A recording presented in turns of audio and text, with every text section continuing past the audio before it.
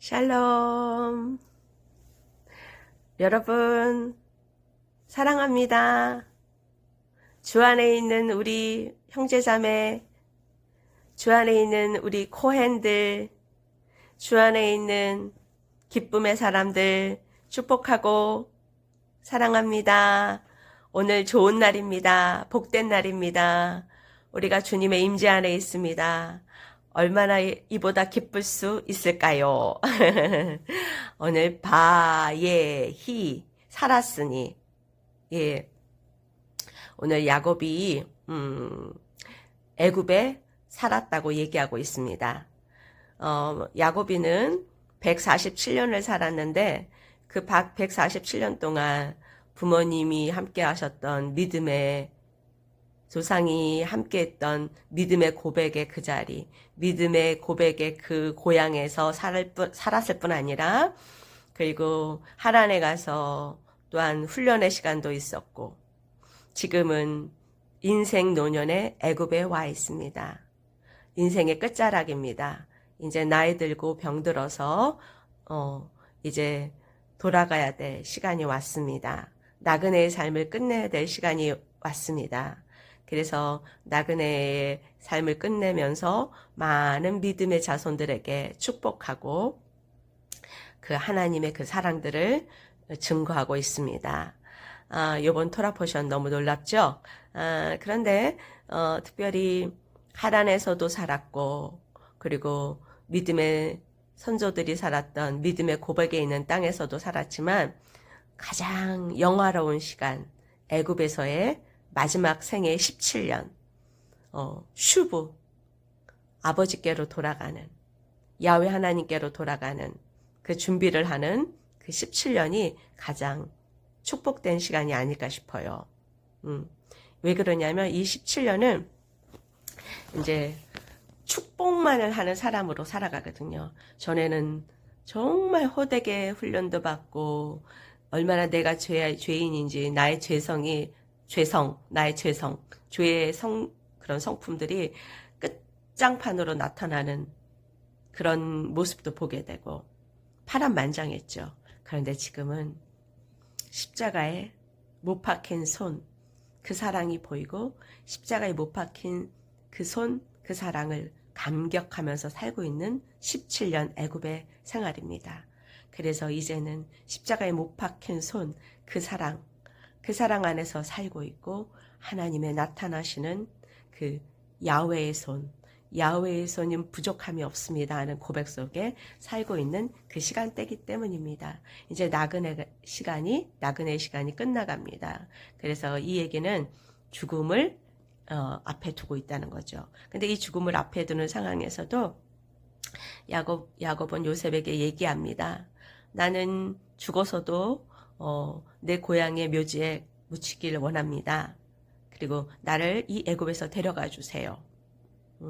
그러면서 이 나그네 생활이 끝난다 할지라도 이제 진정한 내 본향 그 자리에 나를 옮겨주세요. 이 얘기는 뭐냐면 나의 믿음의 고백, 그 믿음의 고백이 실제가 되는 그곳에 나를 묻어주세요. 나의 믿음의 고백의 실제 가운데에 서겠습니다. 아브라함과 이삭과 나 야곱, 하나님을 경외했던 그 자리에 그 믿음의 고백에 나를 세워주세요. 너무 놀랍죠? 그리고 그뿐 아니라 그 고백을 하면서 이제 마지막에 힘도 없고 병들고 늙었습니다. 침상에서 야훼 하나님을 경배하고 예배합니다. 진정한 예배자로 서게 되는 것이죠. 너무 놀라운 그런 메시지예요. 그런데 제가 12월 9일에서 20일 동안 고신대 병원에서 검사를 받고 처치를 받고 그러면서 또 마약성 진통제를 쓰면서 많이 힘든 시간을 보냈었어요. 그때 그 약복강의 야곱 같은 시간이었어요. 근데 그때에 만난 자매님이 계세요. 예수님도 모르고 목사라는 이야기를 뭐 들어본 적도 없고 목사라는 그런 말을 입으로 뱉어본 적도 없대요. 그만큼 이제 그런 교회 문화도 모를 뿐 아니라 예수님 하나님도 모르는 진짜 불신자 중에 불신자였어요. 그런데 그 자매님과 그 약 2주간의 저의 하나님, 박미의 하나님, 내가 살아왔던 나그네 시절에 만나 주셨고 동행하시는 하나님에 대해서 이야기하고 증거했을 때에 그 자매가 했던 얘기가 있어요. 좀 이 세상 사람들하고 좀 다르다. 내가 만났던 사람하고 언니는 다르네. 언니는 다르네. 그런데 언니는 다른 세상 사람 같아. 이렇게 얘기하면서 헤어지는 마지막 날 언니의 하나님 이렇게 표현을 하더라고요. 그런데 드디어 그 자매에게 시간을 주세요. 복음을 전하고 그 자매가 하나님의 자녀가 될 수 있는 그런 영화로운 시간대에 저를 좀 사용해 주세요. 그렇게 기도하고 있었는데 이번 주 목요일 날 제가 외래로 진료받을 일이 있어서 갔다가 그 병실에 들렸어요. 그런데 퇴원하지 않고 거기 있었어요. 왜냐하면 너무 중환자이기 때문에 움직일 수가 없어요. 몸도 움직일 수가 없고 먹는 것도 먹을 수가 없어요.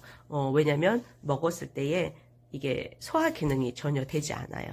그래서 입에 물만 적시는 그런 상황인데 그 자매가 그러는 거예요. 우리 대화 중에 언니가 준비되어 있다는 그 나라, 언니가 준비되었다는 그 하나님이 계신 나라에 나도 가고 싶어. 나도 데리고 가. 어떻게 해야 그 하나님의 나라, 언니가 준비됐다는 그 나라에 갈 수가 있어? 그러는 거예요. 그래서 그 하나님의 나라에 대해서 더 자세하게 소개하고 또 그 하나님의 자녀가 되는 것들이 어떤 건지 그리고 그 영원한 하나님의 나라의 기쁨이 무엇인지를 증거하고 우리가 같이 기도했어요. 그리고 하나님의 자녀가 된 것에 대해서 엄청 기뻐하더라고요. 그리고 가족들에게도 하나님의 자녀가 되어서 그 준비된 나라, 아버지의 나라에 같이 가자고 자기가 가족들을 설득하고 또 가족들에게 그 이야기를 들려주겠노라고 하더라고요. 그래서 너무 기뻤어요. 이렇게 믿음의 고백의 자리로 가서 주님과 영원한 하나됨과 안식을 갖기를 원하는 그런 생명들이 곳곳에 있구나. 준비되어 있구나. 부지런히 이 주님의 나라에 대한 비밀들 그리고 나그네의 삶이 끝났을 때에 우리가 돌아갈 집이 있다는 것들에 대해서 증거하기를 쉬지 말아야겠다. 그래서 하나님께서 저에게 놀라운 은혜를 주셨어요. 하나님의 나라에 대해서 증거할 수 있도록. 물론 요즘에 좀 불편해요. 근데 불편한 가운데서도 복음을 전할 때는 멀쩡하게 하세요. 신기하죠. 그뿐 아니라 또 제가 지금 고신대 병원 말고 여기 또 다른 사이드 병원에서 지금 치료를 받고 있어요. 왜냐하면 항암하려고 하니까 좀 수치나 여러 가지가 좀 부족해서 지금 치료를 받고 있는데 또 여기 밑에 2층에 중환자들이 있는 곳이 있어요. 거기에 굉장히 하나님 아버지 앞에 곧 가야 될 친구가 있어요.